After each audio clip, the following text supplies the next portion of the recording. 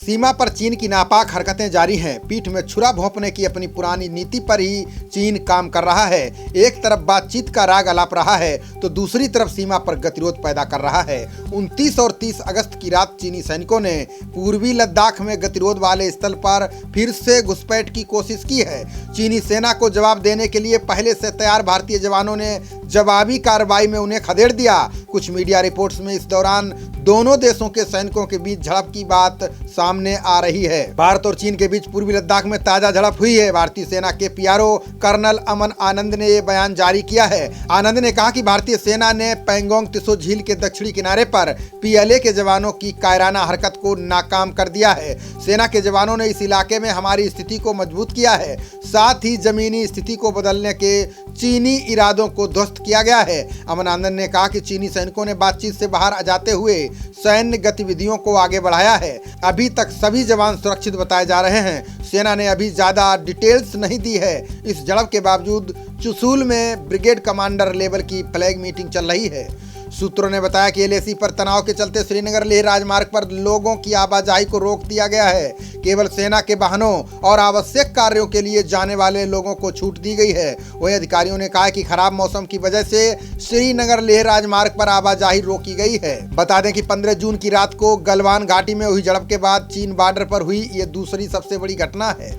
जून के मध्य में दोनों देशों के जवानों के बीच पूर्वी लद्दाख की गलवान घाटी में झड़प हुई थी। इस झड़प में भारतीय सेना के 20 जवान शहीद हुए थे। वहीं चीन ने इस झड़प में हताहत हुए अपने जवानों की जानकारी को साझा नहीं किया था। एक अमेरिकी खुफिया रिपोर्ट में बताया गया था कि इस घटना में चीन के 35 जवान हताहत हुए थे। भारत इस बात पर जोर देता रहा है कि चीन को अपनी सेना को फिंगर 4 और 8 के बीच के क्षेत्र से हटाना होगा। बता दें कि 1999 में जब भारत का ध्यान करगिल में पाकिस्तान की घुसपैठ पर था, तब चीन ने अपने बेस से लेकर फिंगर 4 तक एक कच्ची सड़क बना ली थी। बाद में इसे पक्का कर दिया गया था।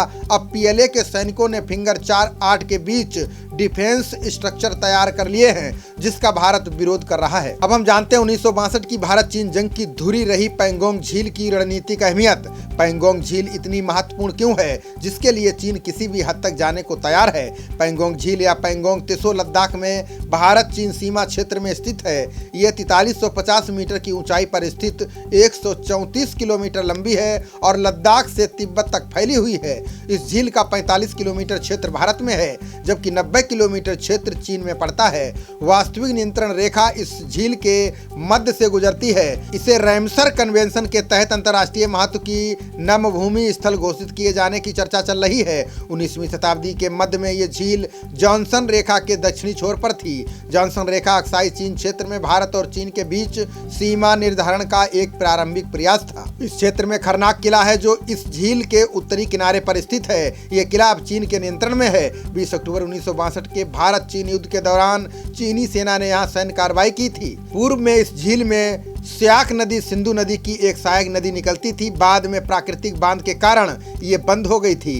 इस झील का भ्रमण करने के लिए एक इनर लाइन परमिट की आवश्यकता होती है, क्योंकि ये भारत चीन वास्तविक नियंत्रण रेखा पर स्थित है। खबरों का सिलसिला जारी रहेगा। देखते रहिए जनप्रवाद। नमस्कार।